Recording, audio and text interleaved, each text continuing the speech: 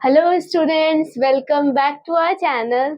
सो हमारी आज का लेक्चर है वही चैप्टर नंबर 1 कर रहे हैं हम, क्लास 9th का नंबर सिस्टम कर रहे हैं। अभी वही हमारा चैप्टर कंटिन्यू चल रहा है। 4-5 वीडियो मेरे लेक्चर अपलोड हो चुके हैं। Watch that lecture. तो आज की वीडियो में आज हम डिस्कस करने वाले हैं। आज के लेक्चर में हमने लास्ट वीडियो में केस 1 ड्रॉप किया था। डेसिमल एक्सपेंशन कर रहे थे हम लोग। डेसिमल एक्सपेंशन कर रहे थे, उसका हमने केस 1 डिस्कस कर लिया था। केस 2 डिस्कस कर रहे थे। तो अगर आपको डेसिमल एक्सपेंशन समझना है तो वो वाली वीडियो देखिए। उसका केस 2 अब हम इस वीडियो में कंटिन्यू करते हैं। So let's start with me with case 2। So started. You know what students, हमने लास्ट क्लास में केस 2 तो केस 1 डिस्कस करा था। मैं आपको एक बार इसको रिवीजन कराना चाहती हूँ। केस 1 में था क्या हमारा, ताकि आप केस 2 जब पढ़े तो आपको क्लियर रहे कि हमारे दोनों केस में डिफरेंसेस क्या है। तो केस 1 जो था हमारा, the remainder never become zero. हमने डिस्कस किया था जो रिमाइंडर है, जो भी हमने डेसिमल एक्सपेंशन करा था, उसका जो रिमाइंडर है वो नेवर बिकम जीरो। ओके, इसका मतलब वो कभी जीरो नहीं होता। एंड हमने उसके एग्जांपल्स के साथ भी उसको सॉल्व करवाया था। अब वो उसको देख ले। अब जब केस 2 की हम डिस्कस करें तो केस 2 में उसका डिफरेंट है, उसका अपोजिट वे है। यानी कि रिमाइंडर नेवर बिकम जीरो। अच्छा, उसमें था remainder become zero. Okay, so forget it about this. उसमें था द रिमाइंडर बिकम जीरो। तो रिमाइंडर जो था वो आपका एंड में आके डिविजिबल हो रहा था, जो जीरो आ रहा था। लेकिन इसमें जो है the remainder never become zero, यानी कि वो रिपीटिंग में बार बार जा रहा था, जीरो कभी नहीं आ रहा था। हम जितने भी पॉइंट्स लेके उसको सॉल्व करने की कोशिश कर रहे थे, क्वेश्चन उतना ही इंक्रीज हो रहा था। हमें क्वेश्चन को डिक्रीज करना था और उसको खत्म करना था, लेकिन वो क्वेश्चन खत्म ही नहीं हो रहा था। हमारा न्यू आंसर बार बार निकल के आ रहा था। देखो इसके पॉइंट्स है। फॉर एग्जाम्पल हमने सॉल्व भी किया है 20/3। जब हमने 20/3 and 6/7 remainder repeat after a certain stage, जब आप इसको डिवाइड करोगे तो इसके जो सर्टेन स्टेजेस है, जो अभी आप स्टेप बाय स्टेप स्टेजेस को फॉलो कर रहे होगे, तो ये बढ़ता रहेगा। Stage forcing the decimal expansion to go the forever, यानी कि हम इसको जब भी एंड करने की कोशिश करेंगे कि आंसर कोई से भी डिविजिबल नंबर से या फिर कोई से भी डिवाइडेंस से ये डिवाइड हो जाए या फिर एलसीएम होके हो जाए, लेकिन it never become zero. We have repeating block digits and the quotient and expansion non-terminating recurring. हम बोलना चाहेंगे we have a repeating block digits, यानी कि हमारे पास repeating block digits थे।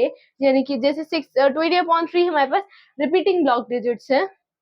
And the quotient and expansion, जो हमारा क्वोशिएंट की बात करें, अगर हम जो वहां पे मान लो 2 की टेबल लगी, it was not a repeating block digit. Okay, तो is a non terminating recurring. हमने इसको क्या नाम दे दिया? नॉन टर्मिनेटिंग, यानी कि टर्मिनेट नहीं हो रहा है। फॉर एग्जाम्पल अगर आप 2/3 को डिवाइड करोगे तो आंसर आपका ये आएगा, और ये रिपीट ही होता रहेगा। 6 जितना आप लेते रहोगे उतना होता रहेगा। अगर आप 6/7 को करोगे तो ये होता रहेगा रिपीटिंग। इसके बाद मैं आपको एक छोटी सी लाइन लिखवाऊंगी जो कि नेसेसरी है, देखिएगा। देखो स्टूडेंट, इस पॉइंट में एक बार देखो ये क्या लिखा है मैंने। That 6 repeats in the quotient of, अभी जो हम कर रहे थे उसी का आगे का है। अगर वो 6 बार बार रिपीट हो रहा था, 0.6666 जो रिपीट हो रहा था इन 20/3, राइट एज दिस। अगर हम इसको नीचे जो हम लिखेंगे उसका आंसर ऐसे ना लिखकर अगर हम ऐसे लिख दे तो 0.6 की बार, इसको हम बोलते हैं बार। क्या बोलते हैं इसको? बार। बी या बार। वी टॉक अबाउट दिस बार। इसको हम बोलते हैं 0.6 की बार। ओके, सो अगर आप इधर देखोगे तो हम अगर इसको ऐसे ना लिख के इसके ऊपर बार लगा सकते हैं, जिससे ये हम इतने बड़े फॉर्म में ना लिखे, छोटे फॉर्म में लिख दे। अब देखो similarly scenes a block of digits, अगर हम इसकी बात कर रहे हैं ब्लॉक ऑफ डिजिट्स की, तो उसका आंसर ये आ रहा था repeat in the form of quotient of 6/7। 6/7 था क्वोशिएंट हमारा, जिसको हमने सॉल्व किया था। उसके बाद हमारा आंसर ये आ रहा था। So there is a type of example as non terminating recurring. आप बोलेंगे कि मैम ये भी तो इतना सारा रिपीट हो रहा था, लेकिन हमने इसमें तो बार नहीं लगाया। तो इन्होंने की दिया है। So there type of example, बहुत सारे टाइप के एग्जांपल्स होते हैं। As non terminating recurring repeating decimal expansion, इसको हम बोलते हैं non terminating recurring repeating decimal expansion. अब बोलेंगे मैम बार बार सुनाई दे रहा है, टर्मिनेटिंग नॉन टर्मिनेटिंग, तो ये क्या होता है? मैं आपको इसको बेसिकली सही से समझाती हूँ क्या होता है। मैं आपको बस ये बताती हूँ कि ये है क्या। इसको पहले रब कर देती हूँ, फिर उसके बाद सही से समझ में आएगा क्या है ये, देखिए आप एक बार इधर। तो इसके दो फॉर्म होते हैं, देखो अच्छा, इसके दो होते हैं। पहला तो इन्होंने दे रखा है the decimal expansion of rational. ये वाली डेफिनेशन मैंने आपको इससे पहले भी, मतलब इससे पहले वीडियो में भी लिखवाई है। आर ओनली टू थिंग, देखो क्या होती है टू थिंग्स। टू थिंग्स में डिवाइडेड है, टर्मिनेटिंग और नॉन टर्मिनेटिंग।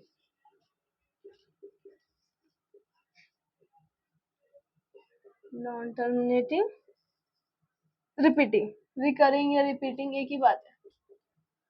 ओके, तो ये दो चीजें हैं जो आपको देखनी है। अब इसके हम एग्जांपल सॉल्व करेंगे तो you may be sure about more, अभी आपको समझ में आ जाएगा, you understand more about in doing the questions. So first of all देखो, अगर हम डेसिमल एक्सपेंशन और rational number are in two types, terminating non terminating. Terminating वो होते हैं जो बेसिकली रिपीट होते इतने नहीं है, सॉल्व हो जाते हैं, ठीक है, 3-4 बार रिपीटिंग होने के बाद सॉल्व हो जाते हैं। नॉन टर्मिनेटिंग रिकरिंग क्या होती है कि ये सॉल्व होने के बाद डिफरेंट वे में आंसर लाते हैं। जैसे हमारा वो आंसर आ रहा था 851746 2, तो ये क्या है, रिपीट होंगे लेकिन डिफरेंट वे में आंसर आएंगे। और यहाँ क्या है कि एक ही चीज वो बार बार रिपीट होकर रिमाइंडर बच जाएगा, है ना। यहाँ लिख देती हूँ मैं बेसिकली रिमाइंडर अक्रिंग, यानी कि रिमाइंडर अब भी रह रहा है। और इसमें रिमाइंडर रहता है पर डिफरेंट वे में रहता है, हम इसके ऊपर बार यूज कर लेते हैं, ये सब वे है हमारे यूज करने के। अब मैं आपको इसके एग्जांपल्स बताती हूँ दो, जिससे आप डेसिमल एक्सपेंशन को क्वेश्चन के वे में कैसे यूज करोगे। अभी तक जो आपका डेसिमल क्या होता है, कैसे होता है, क्या क्या पॉइंट्स है डेसिमल्स के, ये मैंने सब आपको बता दिया। डेसिमल कितने टाइप्स के होते हैं, डेसिमल एक्सपेंशन कैसे करने हैं, सब बता दिया। डेसिमल एक्सपेंशन की बेसिक चीजें I told you everything. So right now we doing the examples on NCERT. तो open your NCERT and see the what's whatever have examples in your book, so we solving there. Let's see students, that's an example जिससे हम decimal expansion को भी use करना सीखेंगे। वो क्या है, show that 2.37928 is a rational number.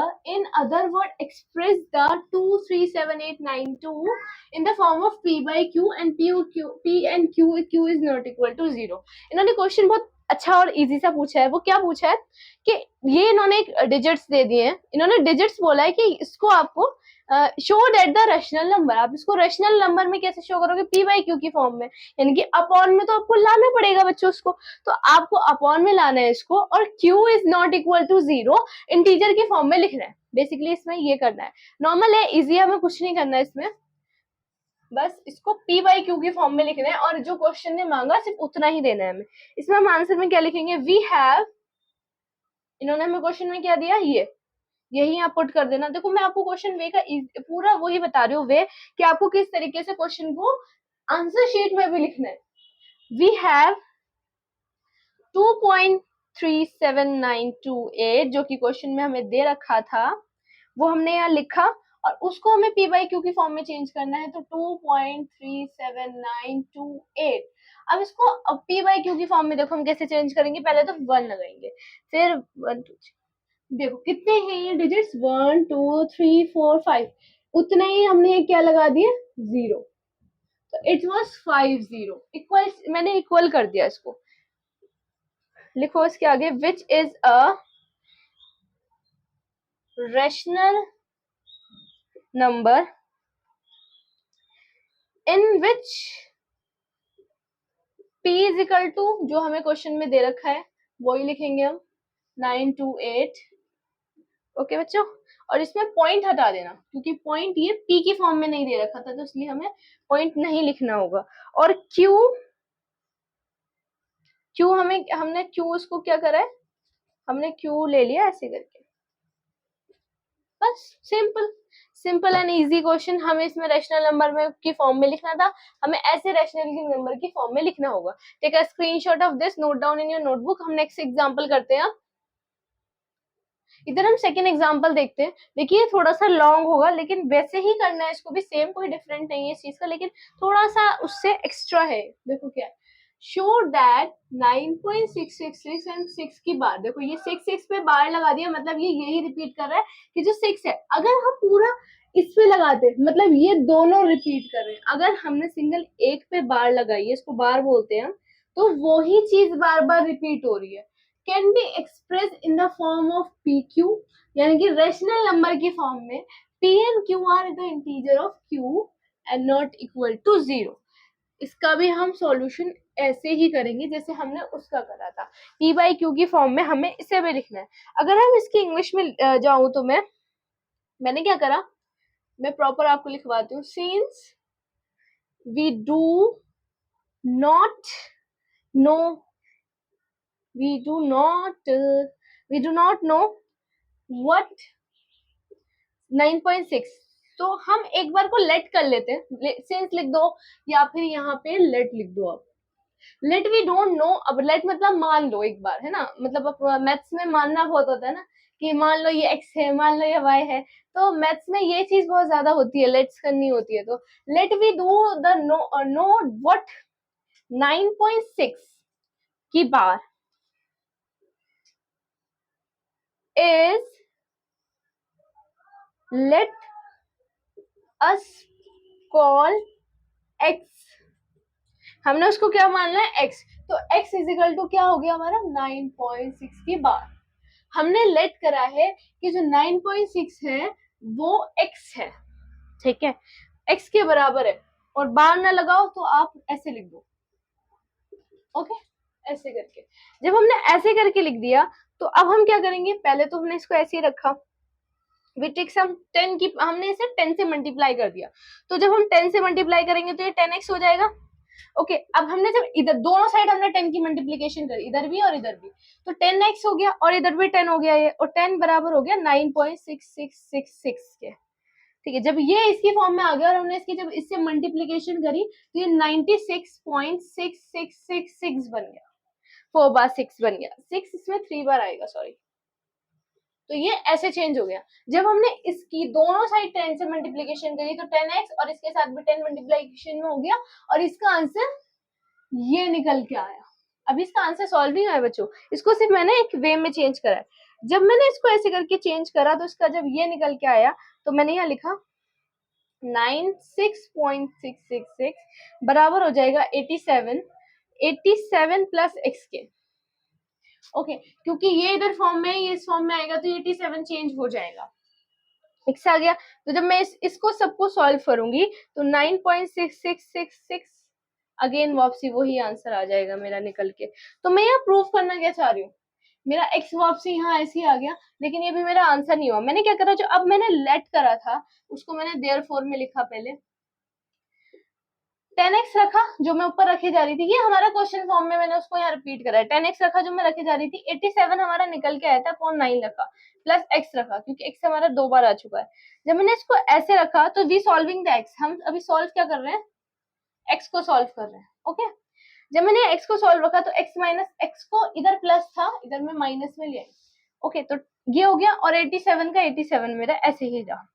जब मैंने इन दोनों को माइनस करा, x में से x जाएगा, तो ये 9x बचेगा, 9x अपॉन 87, x बराबर आ जाए, इधर करती हूँ मैं बात, इधर ये वाला, तो x बराबर आ जाएगा हमारा 87 अपॉन 9।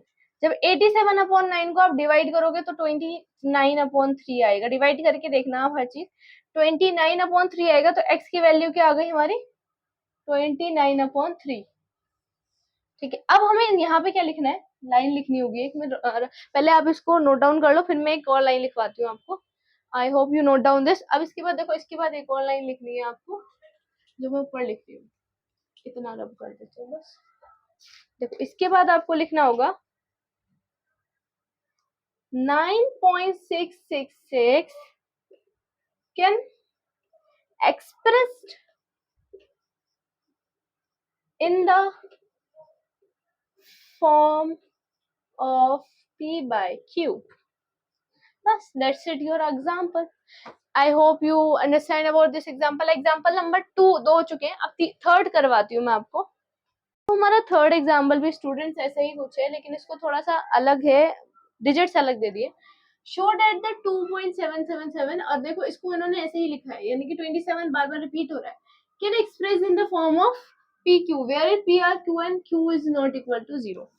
इसको सेम वैसे ही सॉल्व करना है, सिर्फ डिजिट्स चेंज है और डिजिट्स का थोड़ा सा वे भी चेंज है. अब हम इसमें क्या करते हैं, लेट कर लेते हैं सबसे पहले x इज इक्वल टू ये जो क्वेश्चन में दे रखा है. इसको मैंने जब लेट करा, सिंस इसके आगे का आपको लिखना है, since 2 digits are repeating. Since क्या, इसमें तो हमें पता है ये 27 तो रिपीटिंग आ रहा है बार बार, है ना. वही चीज मैंने यहाँ लिखी कि जो 27 है वो रिपीटिंग हो रहा है, 1 रिपीट नहीं हो रहा. सो वी मल्टीप्लाई, हमें मल्टीप्लाई करना है. जैसे उसमें हमने क्या करा था, उसमें हमने मल्टीप्लीकेशन करी थी 10 से, इसमें हम मल्टीप्लीकेशन कर देते हैं 100 से. मल्टीप्लाई x बाय 100, क्या कर दिया हमने, इसको 100 से मल्टीप्लीकेशन कर दिया टू गेट. ठीक है, अब मैंने क्या करा, सबसे पहले इसको रखा तो x को 100x कर दिया, जैसे उधर 10x करा था इधर 100x कर दिया. अब क्या है, 2.77 है तो ये लिखा मैंने. इसको जब इससे मैं 10 से मल्टीप्लीकेशन करूंगी तो जो मेरा पॉइंट है ना वो इधर आ जाएगा, तो 27 पॉइंट आ जाएगा. ठीक है, 2 0 इधर चला गया तो 27. ठीक है, जब ये आ गया तो ये भी हमें रिपीटिंग हो रहा है, कोई खत्म नहीं हुआ है, ये रिपीटिंग है बार बार. अब मैंने रखा 100x बराबर हो जाएगा 126 के, और इसको ये मैंने लिया है, कहीं से सॉल्व होके नहीं आया 126. इट वाज मैंने इसको माना है 126 आ गया, क्योंकि हमें एक इक्वेशन सॉल्व करनी है बेटा. तो 126 और इधर मैंने रखा इसको, जो यहाँ था ये मैंने इसको वापसी वैसे ही रखा. अब इसको पॉइंट मैंने ये रखा 272727. ओके, तो 126 जो है वो x के साथ भी प्लस हो जाएगा. तो पहले मैंने x को माइनस कर दिया, 100x जो है वो मैंने x से माइनस करा जब, तो यहाँ मेरा 126 का 126 रहा और 99x इज इक्वल टू 126. तो इसको ये आ गया आपका x, इसको मैंने हाथ के हाथ 126 के अपॉन में ले लिया, क्योंकि ये 99 देखो यहाँ सॉल्व किया है मैंने इसको, मैं इधर ही कर देती हूँ आपके ज्यादा ही समझ आएगा. 99x आ गया और 126 आ गया, x इधर रखा. ओके, जब x इधर रखूंगी तो 126 और 99 अपॉन में आ जाएगा. जब इन दोनों को सॉल्व करूंगी तो 14/11 आ जाएगा.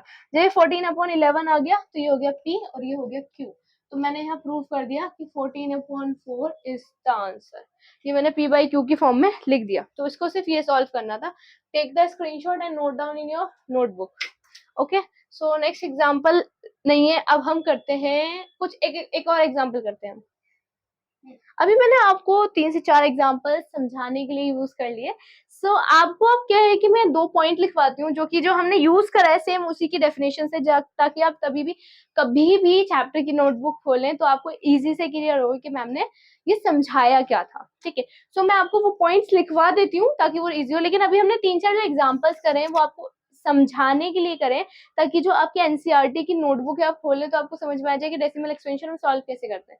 रेशनल नंबर को p बाई क्यू की फॉर्म में, अगर हम नॉर्मल डिजिट की फॉर्म में उसको रेशनल नंबर में कैसे चेंज करें, तो 2-3 एग्जांपल्स मैंने इजी फिर थोड़ा डिफिकल्ट की फॉर्म में समझा दिया है. अब मैं 2 पॉइंट लिखवाऊंगी आपको, इसके बाद के एग्जांपल्स आपके होमवर्क है, आप खुद अटेम्प्ट करेंगे. 2-3 एग्जांपल्स रह रहे हैं वो आप खुद अटेम्प्ट करेंगे, सेम ही थे. अब हम नेक्स्ट करते हैं